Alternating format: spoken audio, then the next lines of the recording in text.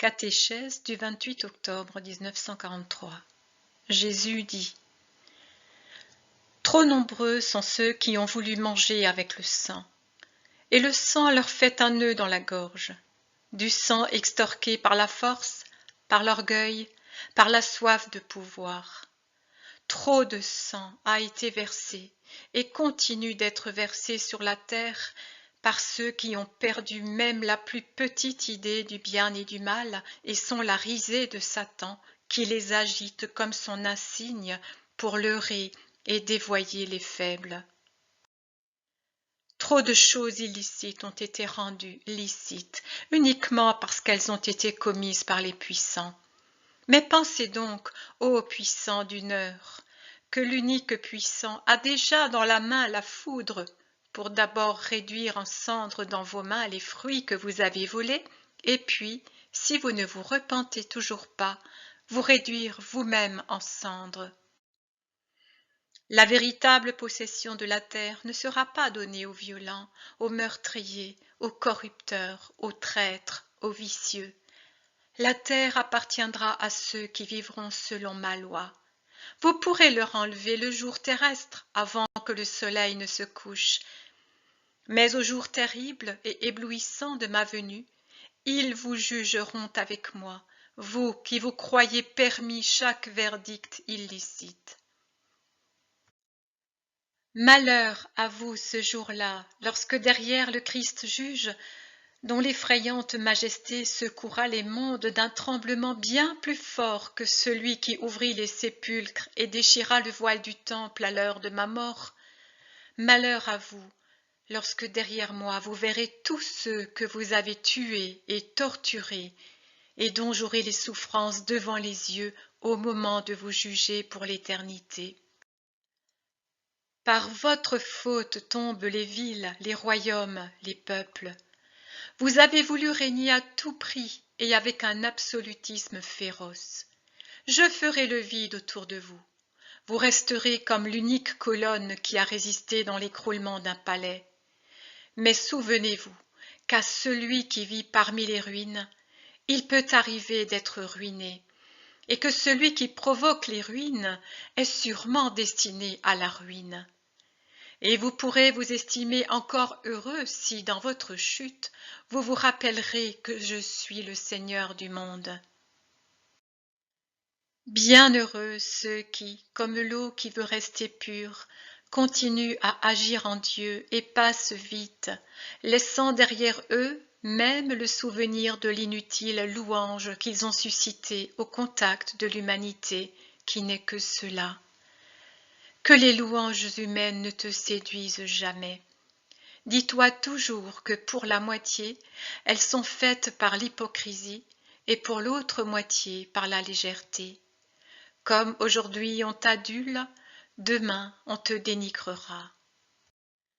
Une fois de plus, on peut appliquer à cette génération la prophétie d'Isaïe. Vous entendrez et vous ne comprendrez pas, vous regarderez et vous ne verrez pas. Car le cœur de ce peuple est devenu insensible. Ils sont devenus durs d'oreille et ils ont fermé les yeux afin de ne pas voir et de ne pas entendre et de ne pas comprendre avec leur cœur et de ne pas se convertir et de ne pas être guéris par moi.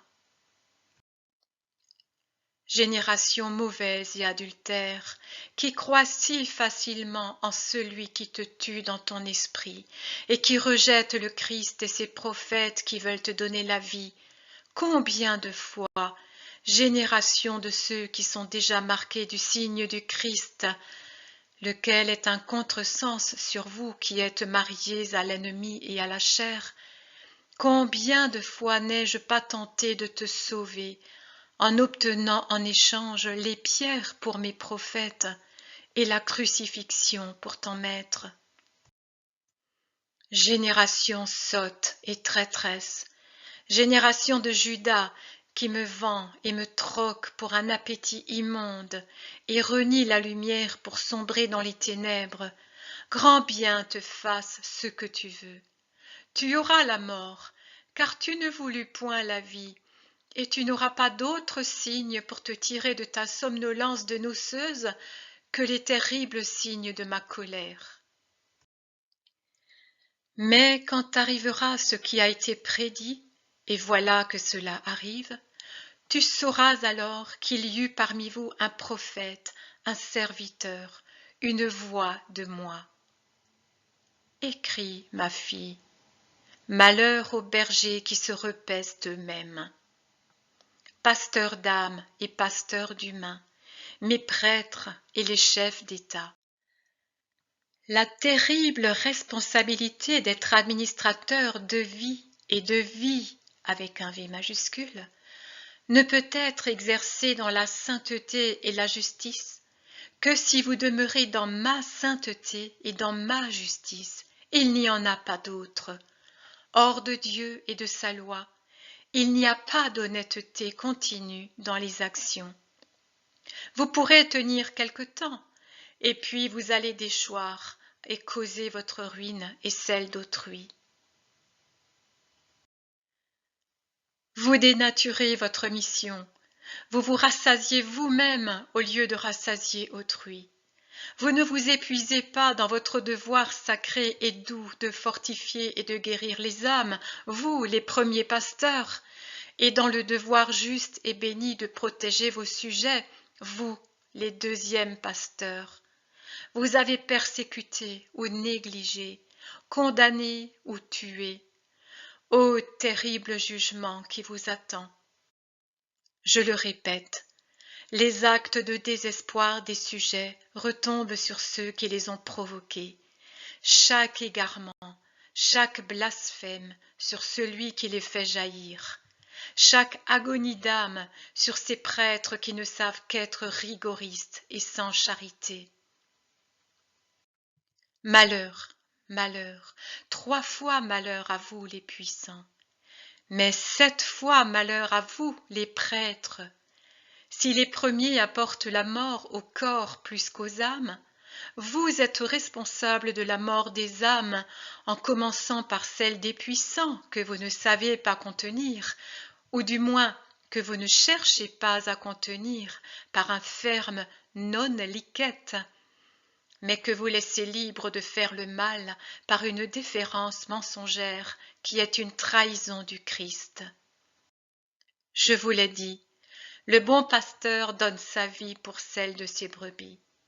Vous vous occupez à conserver la vôtre, et les brebis, grandes et petites, se sont égarées et sont devenues la proie des bêtes féroces, et elles sont mortes de s'être nourries dans des pâturages malsains. Il faut savoir mettre le fer au pied de la grande plante qui nuit, et non sous-peser le risque qu'elle ou ses provins se retournent contre vous avec le fer et vous enlèvent la vie, mais agir pour préserver la vie la plus haute. Vous le faites de moins en moins, et la ruine dévaste la terre, et la ruine dévaste les esprits. Or, je vous dis, voilà que je deviendrai moi-même leur pasteur. Je viendrai rassembler mes brebis. Je les rassemblerai dans mes pâturages, hors du brouillard des doctrines sottes et pernicieuses qui provoquent les fièvres mortelles de l'esprit. Je les séparerai. En fait, elles se sépareront elles-mêmes des chevreaux et des béliers, car elles entendront la voix qui les aime. Elles l'entendront, non pas comme maintenant, à travers mes serviteurs, mais jaillissante comme un fleuve de vie de la bouche du Verbe revenu prendre possession de son royaume. Je recueillerai avec pitié mes brebis, même celles que votre incurie a ruinées. Mais je chasserai de mon troupeau les loups habillés en agneaux, les pasteurs fainéants, ceux qui sont avides de richesse et de plaisir. Ceux qui me suivent doivent aimer ce qui est net et honnête. Celui qui me suit doit être charitable envers ses frères et sœurs, et non s'engraisser en laissant aux autres une misère d'herbe piétinée et sale, et de l'eau troublée par les menées humaines. Et cela vaut aussi pour ceux qui, dans les congrégations de laïcs ne briguent que les charges qui flattent leur suffisance. Débarrassez-vous de votre orgueil si vous voulez être mes agneaux. Débarrassez-vous de votre dureté de cœur. Ce sont les cornes pointues avec lesquelles vous blessez et repoussez les doux et opprimez les faibles. Lorsque j'aurai nettoyé mon troupeau de ce qui est faux et impur, pendant ma période de roi de la paix, je donnerai à ceux qui restent la dernière leçon. Ils me connaîtront comme seuls les élus me connaissent maintenant.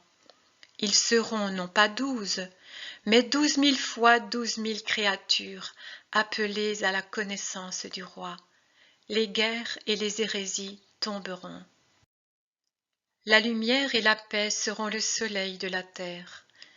Ces créatures se nourriront du germe vivant de ma parole, et elles ne languiront plus de faim spirituelle.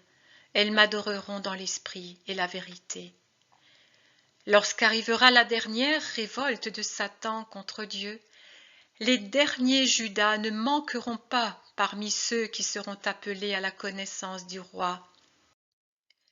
L'or de la cité éternelle doit être épuré par 3 filtres afin de devenir encensoir devant le trône de l'agneau glorieux.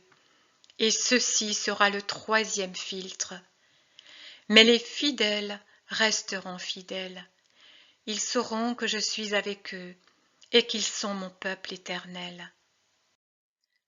Mais d'ores et déjà, sachez, mes bien-aimés, ô âme qui m'aime et que j'aime, sachez que, avant même que je vienne rassembler mon troupeau pour le conduire aux éternels pâturages du ciel, vous êtes mes agneaux chéris. Vous entrerez dans mon royaume avant les autres, parce que vous êtes mon troupeau, et je suis le Seigneur votre Dieu, votre pasteur qui se délecte parmi vous, et vous appelle à sa demeure pour vivre avec vous dans la paix qui est réservée aux fidèles du Christ.